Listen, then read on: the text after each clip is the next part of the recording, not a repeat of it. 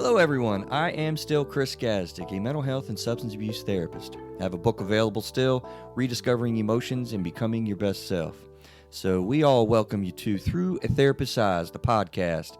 I've started to say a new intro because we have a new deal. If you're new to checking the show out, Craig has decided to spend time building up his coaching practice. It's taking his energies and stuff. So we are going with guest co-hosts, and we have had Mr. Adam Cloninger hanging out with us this month, and that's been fun with him. But I've been saying this is where you get personal insights directly from a therapist in your own home or personal time in your car. That's when people mostly listen to podcasts, I think. Is that probably a true statement in your view? I listened to last week's episode on the way here, so yes, that's absolutely There you go. It's a car thing, man. It is. I can't listen to podcasts at home. I just can't do it. That's when we got to start getting the video going. That's true, and that is coming on here in a minute. We are going to be serious about video. I'm going to count us down in a matter of weeks, honestly, and that's our goal. So we see the world through the lens of a therapist. This is not the delivery of therapy services in any way, though. We also want contact from you for questions and thoughts. We're opening up because I got feedback that people didn't know how to contact us. I'm like, what do you mean you don't know how to contact us? And they're like, well, I don't know how to get the questions to you or whatever. So how do they contact you? Contact at throughatherapist's.com. That makes sense, right? Makes sense to me. Right? So seriously, every email or any of our social media outlets, you'll get a personal response, probably mostly from me, for sure. So really, we want to start doing that. If you ask good questions and whatnot, we'll play around with putting them on the air and have fun with that. So contact at throughatherapist'seyes.com, just like our website, but put contact in front of it. Finally, check out the website. You got full show transcriptions and all that kind of stuff. So, Adam, you're still with us, man. How about we figure out the human emotional experience together? Yep, let's do it. All right. Tell us a fun fact about you first. I learned you how to play chess, and that was cool fun fact. Yeah, fun fact. So who's this Adam guy? What? Fun fact, without sounding boring, what can I say about fun fact? I'm kind of handy. I'm working on my deck. It's almost done now. Yeah, screened in and everything. So, you told me. The screen's, I got to paint, and then we're going to put the screen up. Yeah. I've been procrastinating for many years, so I'm happy to get this one done. What about the big fire pit? I'm excited about the big stone fire pit. Fire pit's got to be moved, though, but the play set's got to come down first before fire pit goes up. You didn't hear me, though. Big stone fire pit. I heard you. You did? Yes. Like monstrous. I don't know, maybe not huge. Fun fact about me, I like big fires. It's pyro. I am a pyromaniac. He likes to burn big fires. Big fires. I have 2 pine trees ready to go. If I can just get you to cut those little 4x4s out of the ground. I know. That's a funny story. There's a fun fact, a fun story. Adam comes over to my house, Neil. He's excited. He's walking fast. It is at night. And he clumps into those. You've never seen them, I think. I've got 4x4s that I made an arbor. It was a very cool arbor. I'm not nearly as handy as you, but I've made some things. Anyway, he clumps his legs into these 4x4s. I feel horrible. And I was kind of leaning into it, and when I jumped to the side to not hit my knee, I hit the other one too. Actually, it was my shin. It was horrible. It was horrible. I mean, it was like big knots, and it was like several weeks later, like 3 weeks later. I said, "Look, it's still here." He said, "No way." I'm like, "Look, man, it's right here." So they are still in the ground. What can I say? So we are talking about dating, Adam. Do you know anything about dating today, these days? Sure. Yeah. We're going to talk about dating apps? Is that what we're talking about? I thought we were going to have fun with this one, man. I really did. I think we're going to have fun with this one. Dating in the social media environment. Gosh.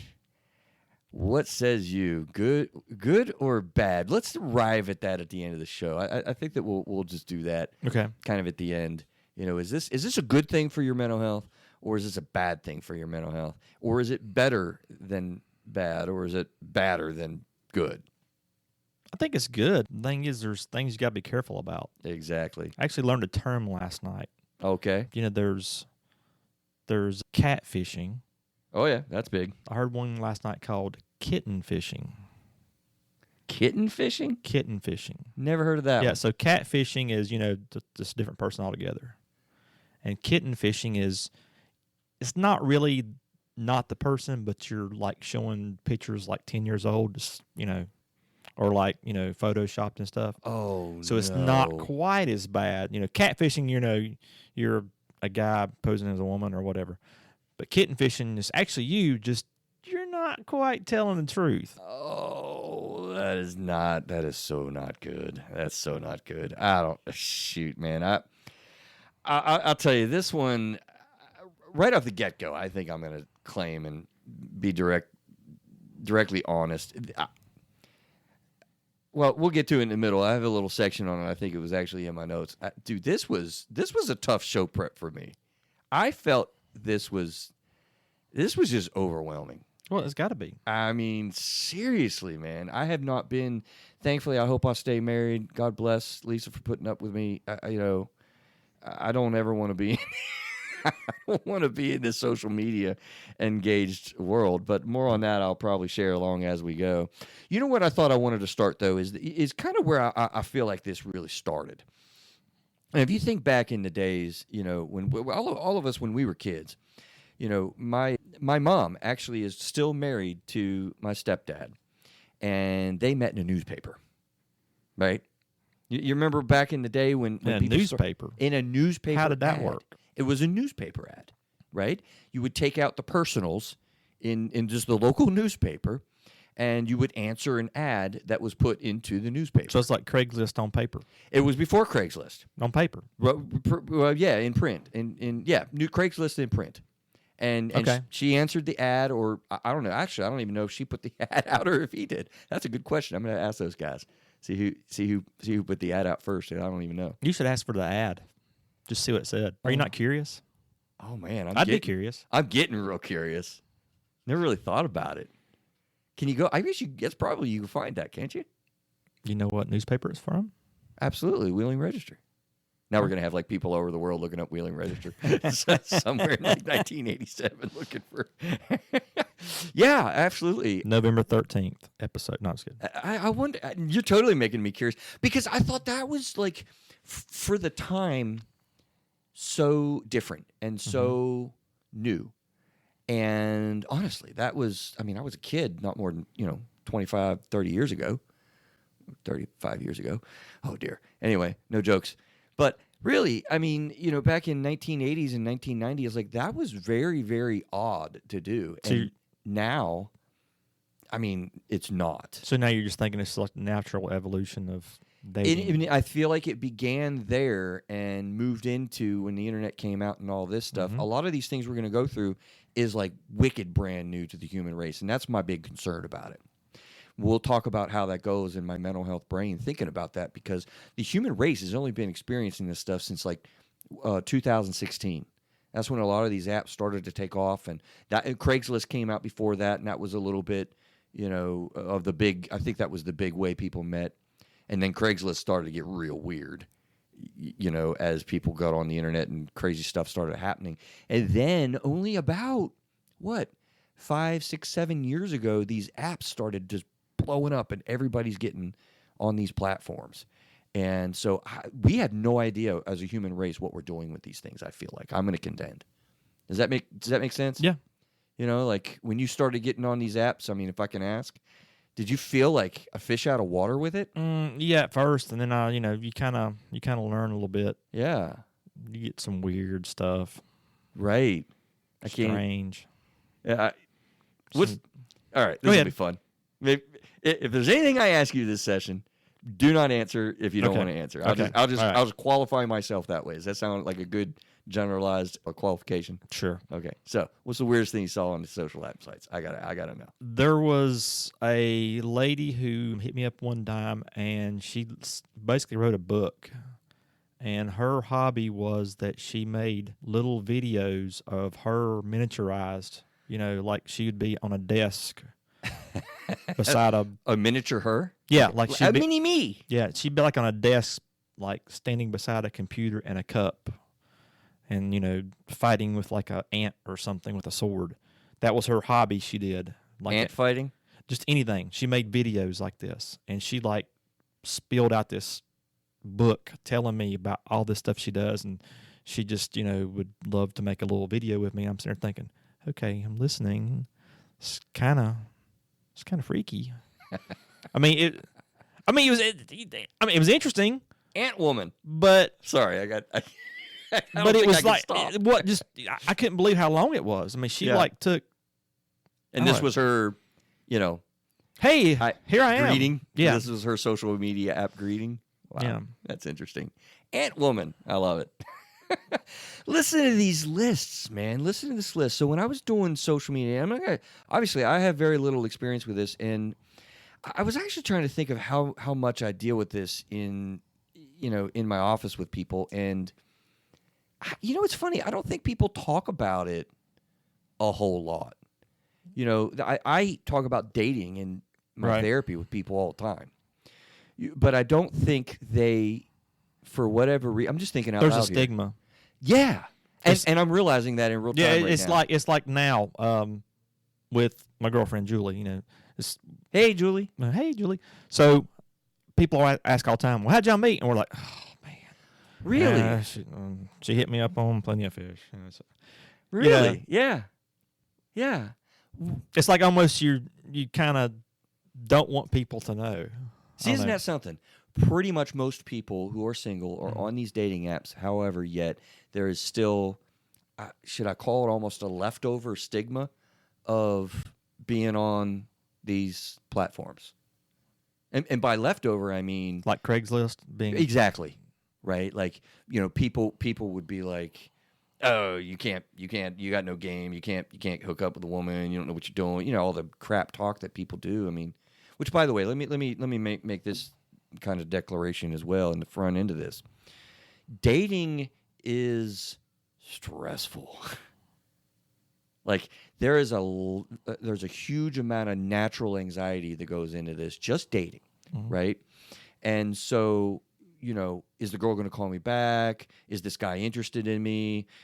Oh, he made a comment. Does he think I'm too fat? Does she think I'm stupid when I made that joke? She didn't really laugh. I mean, it is full of just insecurities and anxiety right from the get-go, just dating, right? Always has been. right. Sound fair? Well, we also know that social media absolutely triggers all kinds of anxiety. Like the biggest problem with anxiety, particularly with kids, we have focused on. But I say particularly with kids only because we focused on that. I'm going to maintain to you that social media absolutely creates all kinds of anxiety for adults as well. We're a little bit more secure. We're a little bit more mature. We're a little bit more aware of ourselves as an adult, for sure. But if you think you don't get social media anxiety, you're just not paying attention. And so what we're doing is we're combining the natural anxiety of dating, which is profound, plus all of the stuff that you get on social media. Then it's kind of weird about just talking to somebody Yeah, that you don't know, yeah, and that you can't see. you You've seen pictures. maybe Is it really the person you think it is? you gotta wonder. There's so much that's going on in our psyche when we're doing this stuff that it's off the charts. I think for anxiety. My son he even warned me because when I first started talking with my girlfriend, he was like, "Dad, she could be catfishing you. It might not be her. Right? It might be a guy. You don't know. Be careful, Dad." Thanks, son. I'm like, yes. I said, thanks, son. We've already FaceTime. She's real.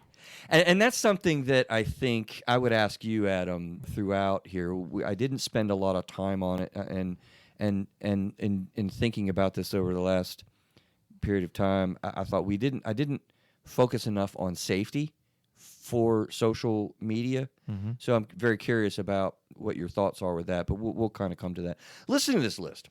I mean, this just tripped me out when I'm looking at and thinking about all these different platforms and stuff that we're talking about. So there was an article, goodhousekeeping.com. How about that for a source, right? Is that what a good cooks are? I'll come to that in a minute. Well, while it's on my mind, I'll say it now. That is goodhousekeeping.com. I guess that's where you date the good cooks. I don't know, right? All of the sources for this stuff, thankfully, I come across Psychology Today. I was so relieved when I came across this in show prep, thinking like, how do we deal with this animal, social media, and dating? And there's all of this stuff. I mean, from like Vibe magazine and Time, and Joe's review of the best social meeting apps, and this one was Good Housekeeping. This is a hugely emotional thing that we're talking about. And my point is, all of the sources that look at this stuff are not. Well, not all, but my field needs to get more into this so that we can really get some good guidance out there about how do you manage these things. So this is the best apps from Good Housekeeping? Yes. Okay. Yes. Something, I don't even know the title of it, but we got the show link. Yeah, Best Dating Apps 2020. All right. So just listen to this list. I'm going to throw through it. For those trying to cast a widest net, Tinder. If you want to make the first move, Bumble. Best for in-depth profiles, OkCupid. For daters just out of college, Plenty of Fish. Yeah, right? Are you just out of college, Adam? That's when I was laughing. Right. For dating after 40, Meet Me. For gals looking for guys, Happen. For LGBTQ plus daters, Grindr. For ladies seeking ladies, Her. For those who need a little push, Coffee Meets Bagel. And I'm listing all these for a reason. Because at about this time when I was looking through this and developing the show, I'm like, oh my God. Didn't realize there was that many. For dating after 50, Lumen. For people who can't make decisions, Ship. For people who are over Tinder, they're over Tinder, you go to Hinge. For black singles, BLK, BLK. For those who want or have kids, Hey Baby. For country club set, The League. For sober people seeking love, Lucid. For LOOSID, by the way. For Christian singles, Upward. For non-monogamous daters, Feld, F-E-E-L-D. I don't know. I actually think I stopped there. So they had more than these 18. Well, it was the best dating apps of 2020. Maybe I did list them all. I just went through that and I read them all on here for you because honestly, Adam, I just started feeling at this point in the show prep like I really almost didn't want to do the show. I didn't want to deal with it. I almost called the plug and pulled something else. As a matter of fact, I think I texted you and you said, "Yeah, that'll be fun." I'm like, "Oh, okay. Well, we'll do that." Yeah, I figured it should be interesting because you're married, and I know you've never used these apps. No. And I just stopped like in my tracks, like, dude, that's too much. That is just way too much. And as much as these guys layered out the different purposes of these apps, I know there's a lot of people on all these things that are doing different things. I mean, it's the wild, wild west, man. There's all kinds of stuff that's out there, and you have never any idea what you're getting. That's why I ask you, when you first started this, how did you feel like a fish out of water deal with this? I mean, I wouldn't even know where to begin. And that's, totally normal, I would think. I would think everybody's going to be like that. And you start getting to the point where you were talking before about, I think last episode, you were talking about the fear of, what's the term you used? Fear of the unknown? Or? No, you used a term last episode where you're talking about, it's a new term you told me last episode, is about checking your Facebook and stuff. Oh, FOMO. Okay. Yeah, fear of missing out. Yeah, it's kind of the same thing here. It's a thing. Absolutely. Because you get on a dating app and then, did that hot one, did she text back? Or she messaged back? Or did she respond to my... Well, I'll give you another one. I was thinking about this, so I had a lot more thoughts as I went through the last, day or so trying to figure out, like, what is all of this stuff. And, what I see in my therapy office is a lot of the aspects of social media dating influencing the process of people being married or of dating. I can't tell you how many times I've had this type of thing happen. It's rampant, and it breaks my heart. The spouse, starts getting on to one of these apps. Right. Spouse. Right. And they're on these different apps and whatnot. Or when you are dating and you have your app and they have their app, obviously, because that's the way you met. Mm-hmm. Well, do you turn your apps off?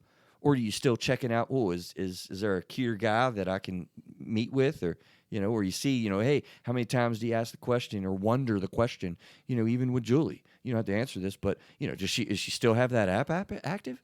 Has it been terminated? I wouldn't think she has anymore. Man, mine's not even on my phone anymore, so. Right? Yeah. But, the insecurities that just blow up with this are, big. Mm-hmm. So people just start checking out these apps, and some of them are very innocent, talking on these apps, and you start sharing and developing relationships, and you start talking about things. And, many a marriage has been blown up by these things. We'll mention it a little bit later when some of the inherent risks, but I'm thinking of more than one person that has gotten affected by romance fraud, right? I think that's a legit term. Romance fraud? You ever hear romance fraud? No. Yeah, these are the people that get on and they have like a... Dude, somebody was telling me in my practice, he did some research on it, because they have like this whole warehouse, where people over in India are just like, have their almost like a bedroom cubicle, right? Like, so, if they do end up start showing you video and Facebook, it's in a cubicle in this warehouse, and it looks like a bedroom because that's the background. Okay. Right? And so they start developing a relationship with you, and they start complimenting you and sweet talking you and doing all this whatever, and you're buying in, and you're sucked in, and your emotions are really wildly in, and they ask you for money. Here's a tip. Really. I Don't give money. Don't ever give money through a social media dating site, ever. But people do. Adam, I'm talking about thousands, man. Mm-hmm. And I'm talking about, starts out maybe with $50 and... Yeah, I've seen stuff like that too. Yeah. Even my experience. There's been, you're texting back and forth with somebody and they give you some kind of crazy story about, oh, I actually live in Charlotte, but right now I'm in Florida with I'm stuck. my sick grandmother. Right. And I've had to quit my job and I'm just wanting to try to save up money to come back to Charlotte. And, Yep. And, I'm thinking, oh, yeah, I know where this is going. 100% of the Left. time, that is a fraudulent act, I would bet. Yep. I can't say that for a fact, but yeah, I had somebody on an oil rig. I'm stuck on the oil rig, and I just need to, flight fare to get home. Can you? I I didn't even give him a chance. As soon as it started going out, I thought, I know where this is going. So. Good for you. Yeah. Good for you. Because it works. I mean, people get affected by that a lot. It absolutely works. So on my list, I'm not even going into this, because here's another tip. I saw that they actually have breakup apps. How does that work? I don't know. I didn't even click on them or look at them, and I'm not even going to bring that up, because I'm going to make a direct, bold statement here from a mental health perspective. Like, look, do not ever use a breakup app. A breakup app. I'm not even sure I understand what that would be. Yeah, I don't even know, and I don't want to know, because if you're dating somebody, you don't. Look, when we talk about social media, I've talked about in the past. Like, you don't want to have arguments over text, or discussions over text, and you certainly don't want to break up over text. I mean, that's a conversation, right? That's a direct interaction. We're grown adults, and we're making decisions together, and I want to go a different way. And if you don't have the emotional ability to do that yet, then you really need to kind of get into yourself and kind of do some work, before you start dating, so that you can have these kind of conversations stuff. So, quote unquote, you can quote me, do not ever use a breakup app. And believe it or not, there's like a lot of these apps too. I'm just now looking. Are you? Yes. There's like, I'm just saying, there's like top 5 breakup apps, top 6 breakup apps. It's a thing. I'm not sure okay. Go ahead, Neil. You got a thought? Okay, so I'm looking at the breakup apps. They're not designed to break up. They're support apps after you break up. Now that makes more sense. It actually helps you deal with the separation or deal with the breakup and to reach out. Right. And talk there's social media things where you get groups of people that are dealing with the same thing. So it's actually a good thing. Maybe you should have clicked on that link. And that, looking at the names, that makes sense, because there's like Mend is the name of the app, and there's another called RX Breakup. Okay. So yeah, that may. So he. Well, maybe I stand corrected a little bit with that, but this is the crazy thing on a bigger level with these things. It's like Adrian mentioned to us. Well, you weren't here, Neil, I don't think, when Adrian Technology Anxiety episode early on. That's a really good one for technology anxiety. Let me reference that earlier on in our shows. This would be a good time to click on that episode. It really is, because he talked about how you struggle with the technology, and he's an excellent support person for that, to walk people through that. And he made the point that these things are good. There's a lot of good in social media. I don't want to give the impression that I'm, completely against that or, unhappy about it in some way. I'm concerned, though, about the anxiety that they create because he's like, look, we have more choices now than you've ever had. And that's one of the things that the explosion of the internet has created. It used to be chocolate ice cream, vanilla ice cream, and that little swirl, what is it, cosmopolitan. You got a few different in one box. My God, you have mint, spearmint, chocolate mint, vanilla mint, caramel mint. Let's just stay with mint and see how many ice cream flavors we can have with mint, right? Well, what is this social media dating like? I can go with her, flip, her, flip, him. No, her, flip. That was a joke, right? Flip, flip, flip, flip, flip. How many flips are there before you start thinking, oh, my God, I don't know who to contact? Who do I wink at? Yeah, then there's the time where you're doing left. Oh, man, I meant to go right. Ah. Dang it. All right. Has that happened to you? Yeah. Could have been the one. Yeah, it's like you're, nope. Oh, wait a minute. Or are they gone forever? I think on some of them, after a certain amount of time, it pops back up again. Maybe so, but you got to wait weeks before you get your little flip opportunity. You got to go through everyone before they come back around. Doesn't anybody meet anybody in person anymore? I don't know. I am so old school, I guess I got to say. Okay, so the breakup apps. Thank you, Neil. That does make a little bit of sense, and and you can get support out there, and this is a great way to meet people. We're busy, and you if you don't want anyone with kids, they separate those things out. I mean, there really are good things to this stuff, but let's back up a little bit, and let's just talk about the reason. I mean, why is it that we date? What's the purpose of dating? What says you, sir? The purpose of dating, to find someone. Yeah. Similar interests. Find someone for what purpose? Well, everybody has different interests. So, I mean, it depends. Somebody might be looking for someone who can cook, or someone to have sex with, or someone to cuddle with, or someone to watch a movie with. Mm-hmm. So, I mean, it just depends what you want. Okay, you know the term, okay, boomer. You ever hear that term? Yeah. I'm sure that people are going to be saying this about Chris Gazdick. Okay, boomer. Yeah, I hear my son say it a lot. I'm about ready to... Oh, do you really? He tells you that? Crush him on top of the head. You're right. Listen, I am a little bit of a traditionalist, and I think that if you look at the mental health, emotional reasons, I mean, what we got to say is, to a certain extent, with old school thinking, right? And for me, dating still really relates to this. It's, you meet somebody and that you're attracted to and that you respect and that you want to get to know better. And then you make a commitment, and then you have committed monogamous dating, and then you become a fiance, and then you get married. So ultimately, the purpose of dating is marriage. Well, the app just gets you started. I mean, you still got to go through the dating stuff. Right. Absolutely. The app is for that purpose. Right.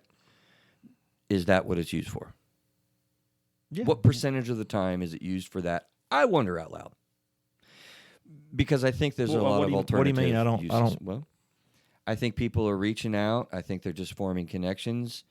One of the sites that I was reading and checking out and thinking about, they made the point. They said, first thing before you start looking for an app, what is the level of commitment you're looking for? Yeah. And I thought, oh, okay. So what's the purpose of dating? Right? And that's why I did this little segment. So what is the level of commitment that you're looking for? And I think people are looking for a whole lot of different things than a marriage partner when they're using dating apps. No, I disagree. Do you? Yeah. Okay. I mean, I'm saying because that's just kind of lets you meet someone or gives you an opportunity to meet someone to the point where you may be interested in going out on a date with them. I mean, that's up to you after you going on a date with them as to what your relationship may or may not be. But you go on these apps just to find somebody that might be, compatible with you. And believe me, if you go on these dating apps, you go on a date, you're like, oh, man, I'm not doing that again. Swipe right. Well, I mean, I mean, I've been on dates for, Yeah, you already met just, wow, that person wasn't anything like I thought they were going to be. Well, So- see, the thing here to me is we have, when you look at the purpose of dating, you have a big factor with, what are the boundaries here? Okay, what are my interests? What are your interests? Let's get to know each other. But what are the boundaries? And I know that's going to come out in conversation when you're texting back and forth, and you switch off the app and you start doing different things. There's going to be different indications of what it is that you're really looking for, and that's where boundaries come into play. We did a show as well. I would really get the listening audience to check out, how to set boundaries. I think that was a pretty well listened to show. I need to get better, Neil, at checking out these numbers. Maybe you can look them up for the end. The boundary show and what was the other one? Technology anxiety, right? So because those are difficult. And honestly, what I've suggested in my therapy site or my therapy office to people, go back to grade school. Sometimes, honestly, because I can't tell you how many people are dating and they don't really know what's up. It's early on, so that's normal. That's part of what normal anxiety is. But here's my thing. If you want to know what's up, how about this? Do you like me? Checkbox yes, checkbox no. You remember those days? Yes, I do. Now, I'm not saying you get a piece of paper out. Right. You might be cute, might be kind of fun and funny to do that to your girlfriend or the girl that you're dating. But checkbox yes, checkbox no. Like, let's get clear on what the boundaries are so that there isn't this confusion. Are you going to date other people? Well, let's get some boundaries together. Can you see somebody trying it at a bar? Just walk up. Checkbox yes. Just walk up and slide a piece of paper over there. Actually, it probably could. On a napkin. Hey, drunk people would do a lot worse things than that. Come on. We've all been there. So, listen, I'm not going to spend a lot of time on boundaries, because there's a lot of things there. I'm thinking that, there's going to be kind of some boundaries depending on what app they're using too. Well, yeah. I mean, the type of app and this type of thing. Yeah. I mean, the people you're going to find on Christian Mingle is not going to be the same as, Let's Bang app or something like that, which I don't even know if that's even one. Hope that's not the actual one. I'm just Let's Bang. Let's Bang. I'm just, you know what I mean? Right. It just depends. So, and when you read the profiles, they There's pretty much, indications there too. yes. That's the beginning of boundary setting. Yeah. Can we say that? Yes. Those profile presentations are the beginning of boundary setting. And so be aware of that when you're typing your profile and how you go about, sharing what it is that you're looking for. And I know that happens somewhat naturally, which is, by the way, I think a point that I want to make is these things have been around since 2016, and I don't think that the human race knows what we're doing with them. So over the next 10 years, I think that we're going to begin to develop norms and pay attention to the development of this over the next period of time because healthy people, all kinds of healthy people are on these apps. I mean, there's no doubt about it. There's also a lot of creeps that are on these apps. So I think that we're going to be working our way through what are healthy ideas for this, which is why I said I think my field needs to be a whole lot more involved in this. And I don't think we are. I don't think we are. I don't think anyone is because it's so new. It's just this stuff is exploding, in such rapid pace. So that's just a thought. So if the marriage is not the purpose that we have in mind, then we have a different conversation. And that's where I found that article that said, well, what is the level of commitment that you're wanting? And that needs to come up early. Very. Probably, yeah. How early? What do you mean? Well, I mean, you don't want to be dating somebody for, 3-4 months and, find out one person wants to get married and the other person says, hey, I just want to, see somebody else or something like that. I don't know. Yeah, I think so. That is, well, when you say very early on, I'm curious. Say more about that insofar as right on the profile, when you switch off to texting, or how does that go? Well, it came up early when me and my girlfriend were talking. She made it clear what she had an interest in and what she wanted, and and that was good. I was totally fine with that. Right. You matched your interest, and it was a similar. It was the same. Yeah. Okay. So thank you, Neil. So my throat's dry. I was asking me to give me a drink of water. I was like dying over here. You know what I didn't see is the explosion of things like Ashley Madison. Have you ever heard of that? I have. I'm trying to think what it is now. Yeah. Yeah. Right. I don't know exactly what it is, but I've heard of it. So the tagline, and that was one of the very early apps that were out there, and I think the tagline actually specifically is "Life is short, have an affair." That's the tagline for Ashley Madison, right? And so let me back up. I went to a conference years ago now. Literally, it's been I don't know, probably like 10 years ago, or maybe a little less, and it was a conference on sex addiction or addictions.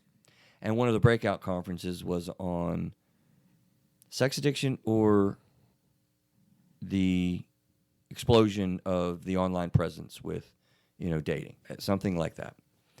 And they were blowing my mind, man. They were blowing my mind with the stuff that has been exploding or came out. And again, mind you, this is 10 years ago. You have, and Ashley Madison was big in the news at the time, and it was very controversial. The tagline was thought to be just terrible. Life is short, have an affair. And so they have these different apps like that they have like a dot, the locator on there. And you can literally look at where these dots are that represents everybody that wants to have an affair, essentially, because they're on that platform. They're right around your house, maybe in your neighborhood, right? Like that's crazy. It's kind of creepy. It's creepy as hell. They were talking about how they have, at the time, video games on the platforms, whichever one it was, PlayStation, Xbox, whatever, where they had a sexual game where there's stimulation tools for the partners. And it was online that you could just go on there and meet and greet and talk. And I think there was a video component, and you could do this. It's like. So we're getting close to Star Trek holodeck. And that's, yes. Yes. And they said, listen, guys, and they were just kept on talking, and they're talking about all these numbers and these people and the statistics, and they're like, this has just begun. So I'd love to go to a conference now again.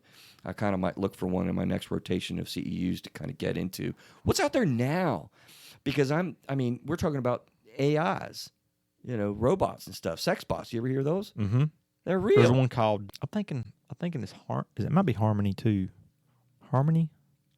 So Harmony? No. It's a robot thing, and it's like crazy. I saw a video on YouTube one time. It's like crazy. Now, if you how think real this bot looks. Let me just capture the audience. If you think we've taken a right turn and gone down a bunny hole, maybe we have, because these things are out there. But these things, and I think my point is, have infiltrated and are a part of all these different apps that are out there. Do you think that's fair to say? Yep.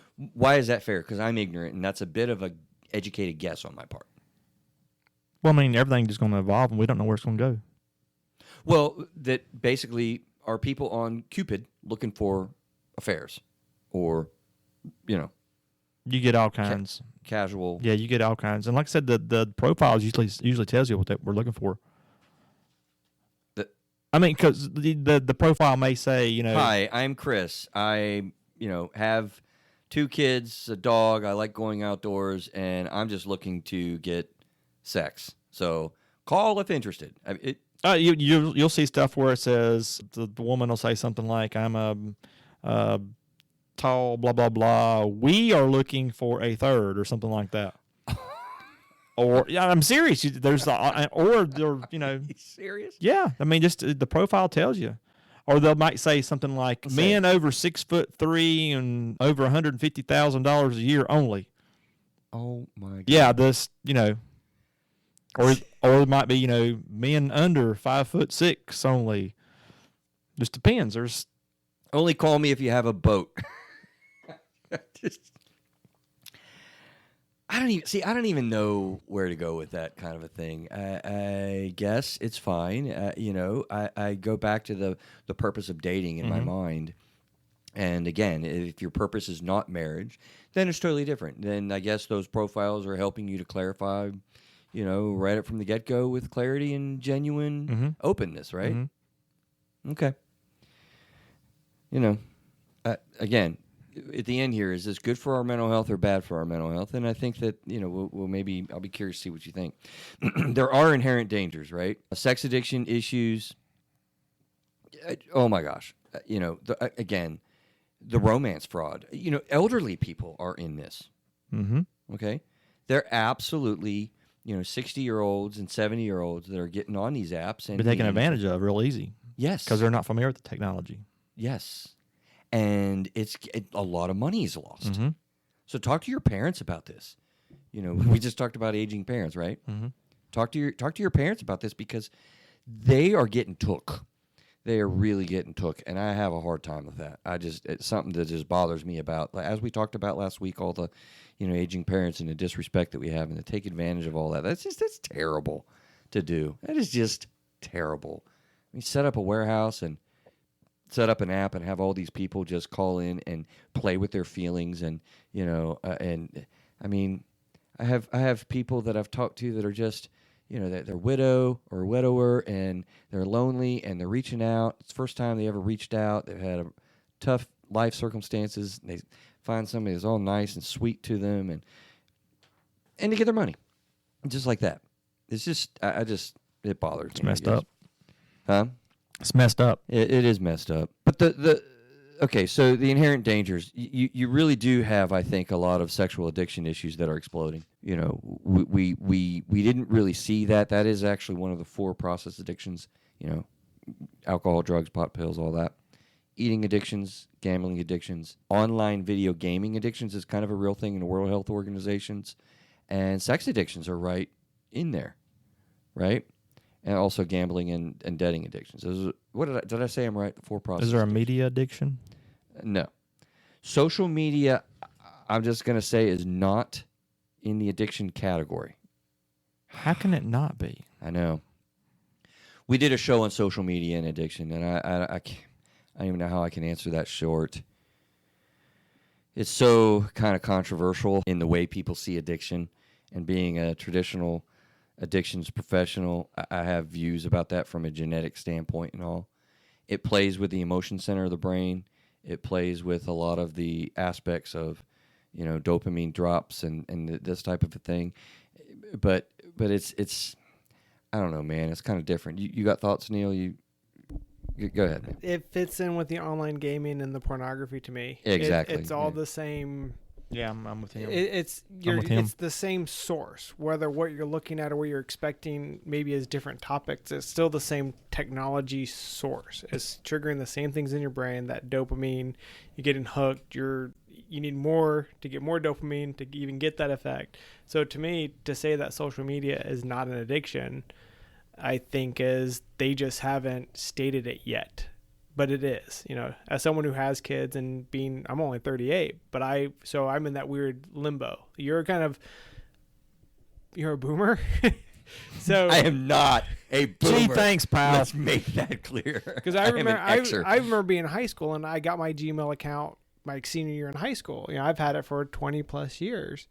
So I've grown up in that weird area being 18, 19, getting in technology. And you have people after me that they have it their whole life. But yeah, this is social media, pornography, online gambling is technology addiction.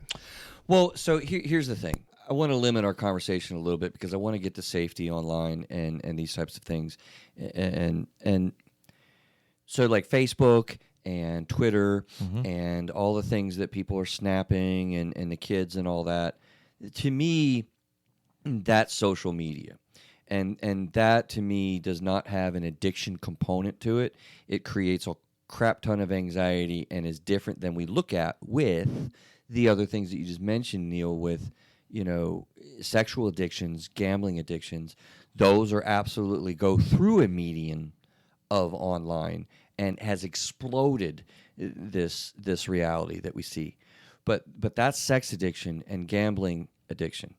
and gambling goes with debting addictions. You can buy stuff and buy and buy and buy. It feeds in. It gives you a platform to exercise what is an addiction. Eating addictions and sex addictions. Those are the four, right? So it's like we're not going to be addicted to Facebook, even though it's playing off of the same sort of centers. Like there may be more research that comes out in some of that, but I think it's going to play on what we already see. I don't know. I'll give you the last word, Adam, and we'll move on. Does all this make sense? Because actually, you haven't heard any of our shows on addiction yet. No, I haven't. Yeah. Do you know much about drug addiction per se? And Oh yeah. What we're drawing a differentiation with? Yeah. Yeah. How so? Or like I said, you get the last word on all this. How am I familiar with it? Yeah, or what? I've had family members, friends that have had issues with it. So I'm familiar with the problems it causes and how hard it is for someone to break that addiction. Oh yeah. And I just don't see impossible. I just don't see Twitter and those types of things as a part of that, because otherwise, honestly, in addictions recovery, what we need to say is, if you have heroin addiction, you have a great danger of getting involved in weed, or you need to be very careful about working in Las Vegas because of all the gambling, because cross addiction is an issue. You'll switch from one thing to the other. And so I don't see a day that I'm going to give a therapy suggestion.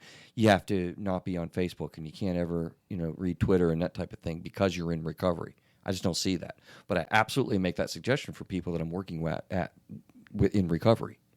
Right, so there's some of the distinctions. So, but the inherent dangers of people coming across people with sexual addictions and coming across a lot of this romance fraud and that type of thing. Goodness, I mean, the misconduct on all this thing is huge. And here's another type of inherent danger that I did see on Sundial, where the legal realities, right? What do you mean? The legal realities have not been litigated, because it's so new and technology has changed the way that we manage this. Look, if I meet you and you end up becoming sexual with me and you take advantage of me, date rape or ribnol or whatever, I know that there is not a quote-unquote, it's a legal term, there are not known relations, right? Because we haven't had multiple contacts. You can't see the phone records and all this stuff. If you have known relations, that is a defense, right? Well, what is a known relationship online? There's no way to legally define this. Because you've answered my profile, we've interacted, I've interacted with 20 other women this week. I've texted you a lot, but we're not known. So it's not it presents great difficulty when you go in to protect yourself legally for sexual misconduct. People don't know how to handle it because it's so new. So that's an inherent danger. Okay. I did see that they said in this article to check out social media sites as a layer of safety. I thought that was a good tip. Some of those apps do that anyway. Oh, really? Yeah. Connect to the... Yeah, they like to. You have to, you'll show a picture and they'll cross-reference your Facebook account or something like that to verify that you're actually who you say you are or something like that. Yeah. This is the point in my show prep where I was like, dude, I want to stop. I don't know. I'm overwhelmed. There's so much to think about. And I guess that the typical, you correct me if I'm wrong, Adam, but is the typical experience like, look, I don't know what I'm doing. Let me start a profile, throw it up. I'll do some flipping. All right, I got some contacts. I've talked to a few women. I don't know. This one seems interesting. And I kind of started talking to her, and we kept on going, and then we dated and lived happily ever after. I mean, is that the typical experience of this type of thing? Or is that atypical? Like the first time? Yeah. No, I wouldn't say it'd be like you have to. It'd be like no different than meeting somebody at Books A Million or something like that. If you're I'm talking about dating app proficiency, right? Is what I just laid out like a common experience with being new in social dating apps. I think so. Yeah. You got to think too. When you see somebody from across the room or whatever, you're going to go talk to them or whatever. But yeah. you don't typically like look across the room and like say, I bet that person likes to cars like I do, or something like Right. that. They look like a car girl. They look like a car girl, or I bet she cleans a house good, or just I bet she's not a slob. You don't know what they're thinking. Or, Which is kind of what, thinking off the cuff with that, you make me think there, Adam. Like, I wonder out loud if some things are getting lost with this, where, pre-dating app dating, you met a lot of different people and you kind of found a lot of new interests. Do we lose new life experiences by sort of being, almost pigeonholing ourselves into what we want and limiting our potential contact with people? I don't think that social media or these apps do that. That you do not? No. Okay. Well, why not? Well, the girlfriend I have right now, I would have never met her if it wasn't for those apps. So that's one thing. And you found new interest there, and well, I know you have. You found West Virginia for one, and the fun parts of West Virginia. What do you call it? God's country. That's right. God's country. Wild, wonderful West Virginia. I don't know. Maybe I'm wrong there. Again, I have a little bit of ignorance on this topic. Well, again, you see somebody, you don't know until you talk to them, and the same thing on a dating app. You don't know until you actually go on the date. Okay. You still got to do the date thing. You still got to go talk to them. Yeah, all the normal process that goes into getting to know somebody, meet my family, and kind of all those things. Is what you're saying? Yeah, I mean, you still might go out with them a couple times and think, this is not right. Well, I think that happens a lot. Yeah. Probably. Yeah. Which leads also to some. It's funny. You would think that you would have less loneliness, but after you have your 5th contact, 10th contact, or 25th contact, it's like, geez, I can't even feel comfortable getting to know somebody on these apps. It's stupid. It can despair set in. I think so. Right? Yeah. A certain amount of despair. I mean, I just flipped through 50 different guys, and I don't know. I just feel more alone than ever. I can see how somebody could think like that. Just because you're in your own home. You're sipping coffee and Saturday morning. It's been 6 months. I've only been on 2 dates or something like that. Right. Yeah, literally. Maybe I'm too picky. Nobody's hit my app. I've had guys about how I don't get any hits on my profile, and then they get with their girl and their friend, and they juice up their profile and change it, and maybe they get more hits or whatever. But right. I wonder how much despair this actually creates. Yep, I can see that. So is social media apps dating good or bad? We're coming to that. But thankfully, I came across good old Psychology Today. Remember I told you all these sources that I was seeing on there, kind of like, from all these other places. Right. So we did have some involvement. I was appreciative of this. So listen to this. They had and it wasn't a long article, by the way. A lot of the other topics I find and sort of back my thoughts up with what's out there. Long articles, long blogs. This was a pretty short article, I noticed. But they did make 3 main points on Psychology Today that I thought was pretty cool, and that I think it's worth mentioning and worth kicking around for a minute. There are 3 main points. The first one, actually, I just covered. I didn't realize that. That was my own brain. But they said regular rejection, right? Mm-hmm. Not only are you... It's a possibility. Yeah. How regularly do you get rejected? Like, dude, I wouldn't want people flipping my profile left. But you got to know. You don't know they flip left. Yeah, but I would imagine there's a whole lot of, like, non-matches when you start talking, I guess, I know in my therapy people have talked about this, Adam. It's so sad. It's like, I went and I emailed them and they didn't email me back for a week, and I don't even know what they're thinking, and then they emailed me and I didn't hear from them for another 2 weeks, and I don't know. I don't understand. Maybe they got different priorities, Right? Well, that's what you have to realize, and that's where I go in counseling. You can be a good counselor, man. It's exactly where I'm in training right now. You're in training. Stick around. You learn a lot. I think their main point of regular rejection is a human experience and a big part of this. Another one, they said disposability. I actually am going to read this because I thought, what are they talking about? And I had to read it myself. So check this out.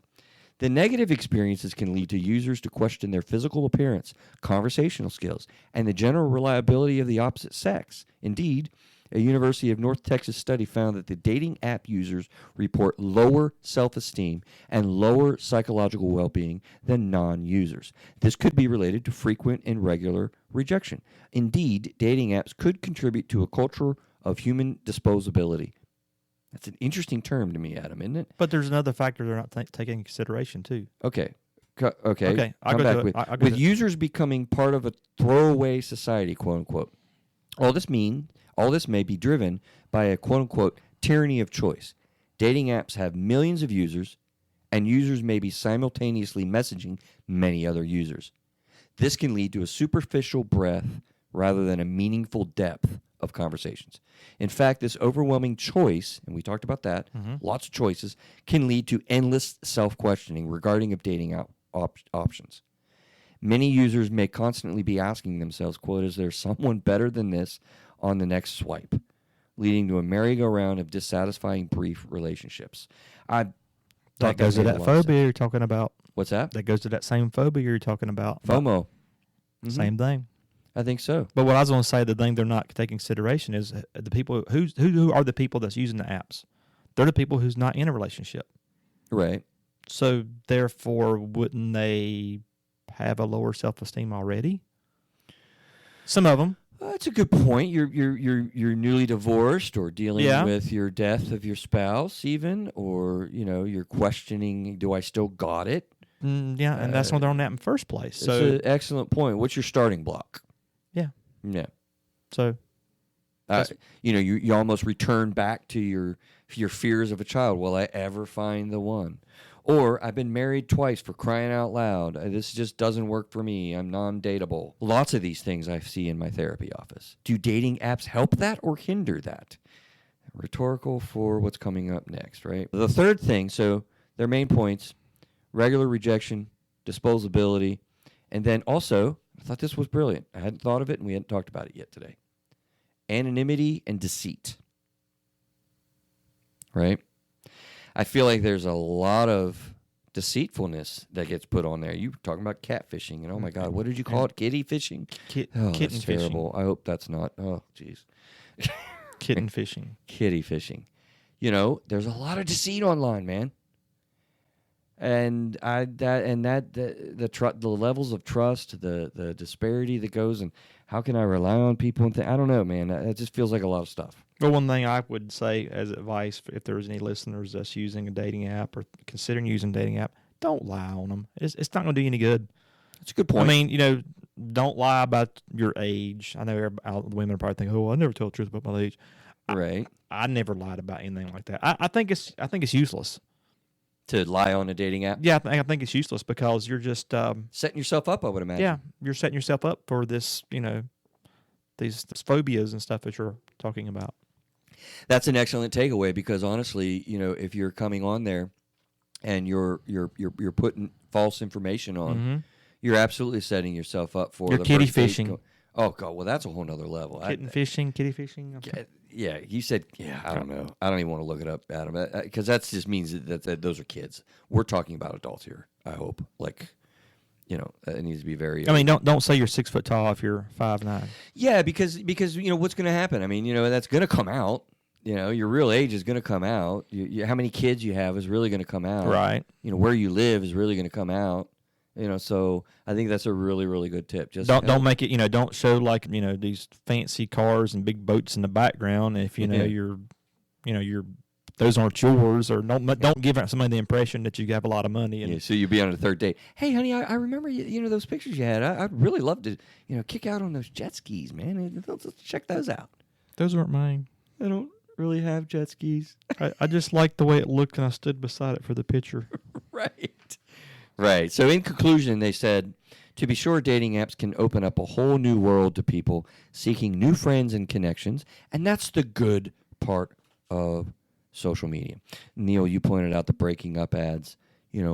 There's connections that can help you have some support, and that has its place. And guess what? This stuff ain't going away. We better figure this stuff out because none of this is going away. So anyway, to be sure, dating apps can open up a whole new world to people seeking new friends and connections. They may be especially useful for people who are lonely and introverted. There's another component, people that don't really know how comfortably to reach out. They're more introverted. These can be very, very Mhm. helpful to that.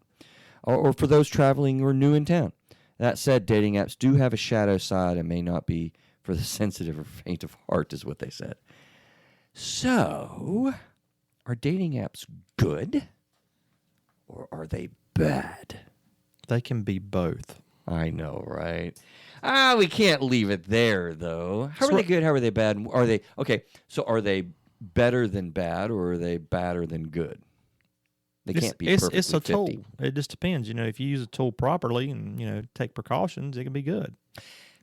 That's a pretty decent landing spot. Go further with that tool. I mean, What do you you don't use a screwdriver to try to put in nails, or you shouldn't. Some do.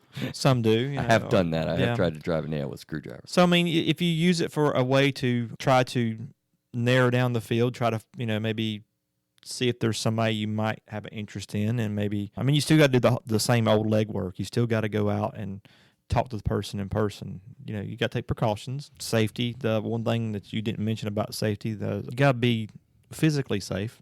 Right. When you go meet someone, you got to Right. Good point. let somebody know where you're going before you go. Yeah. Yeah, I think that is a good landing spot, honestly. It's a useful tool to engage a very intimidating process.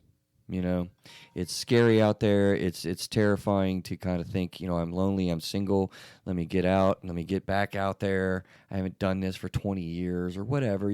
This is a great tool to use, but I think we've got to, and that's what we'll formulate, I think, as a society, where we are in developing those tools, how to use them, and we'll begin to develop a common consciousness about the use of social dating apps. Neil, I don't know if you have those show numbers by chance. Did we get those? Okay, we may or may not. Adrian's 9. Adrian for Technology Anxiety is episode 9, going way back. Family Boundaries, it's at episode 19, is not the one I was thinking about. No? Okay. Boundary setting, I'm pretty sure was a show, but we'll Boundary find that and look setting. if not, we'll definitely do a show on boundary setting because that's a big deal. So I think they're helpful. I think they're inherently dangerous. How about that for a statement? Sounds totally It reasonable. can be a helpful tool, Mm-hmm. but it's not a solution. And I just thought of that in the sense that I say that about psychotropic medications, right? There's a lot of controversy about, taking Zoloft and Prozac and all that. Well, I say that medications are a helpful tool, but they're not a solution. And it's the same thing. Maybe I'll think more about that, but I think, landing on that saying, social dating apps to meet people is a helpful tool, but it is not a solution. That should be the title on the YouTube page for this. Maybe so, because I think that's where my head kind of goes for this. You're still going to need to go to the Rotary Club. You still need to find hobbies. You still need to go be in groups of people that you connect with. That's super important. And I do think that people find, as we talked about with the Lost Decade, their life shrinks, their circles shrink, and it becomes your spouse. And when you lose your spouse, you end up losing your social outlets and whatnot. And this is not the tool for that. This is not the way you're going to develop a social support network. It's not a solution. So don't think of it as that. Think of it as just a tool to begin the process of meeting people, seeing who you might like, seeing who you can make a life with ultimately, potentially. Now, keep in mind, some of these apps are for friends. They're, Very, very true. I actually know people who's a section of a dating app. There's like a friends section. I actually met someone they're great friends, but that's what they were looking for. They were looking for a friend. Yeah, and we have, social groups in town. You can go join a kickball league. One of the things I did when I came into the Charlotte area is I reached out and I joined a softball team. That was where my social network developed from. Being new in a town, it was my softball team. Mm-hmm. We had parties together. I remember watching the NASCAR Daytona 500 with a couple of them. I did not do any cake stands. You remembered cake stands. That's awesome. That was from prior episodes. That was one time, one and done. So this is an awesome tool, but not a solution. Enjoy your social media apps, engage them, but be careful along the way because there are absolutely inherent dangers. Cool. Think we did all right? Excellent. All right. So you guys take care. We will check you out in about a week or so. I hope you're enjoying the summer, guys. It is post-COVID, sort of, at least in our country. And for those around the world I understand there's a lot of struggle still out there with that. We're not forgetting that. It's still a very tough time. So hope that if you're able to get out, get around people, be in groups, and we're still fighting through this stuff. All right, take care, and we will see you all next week.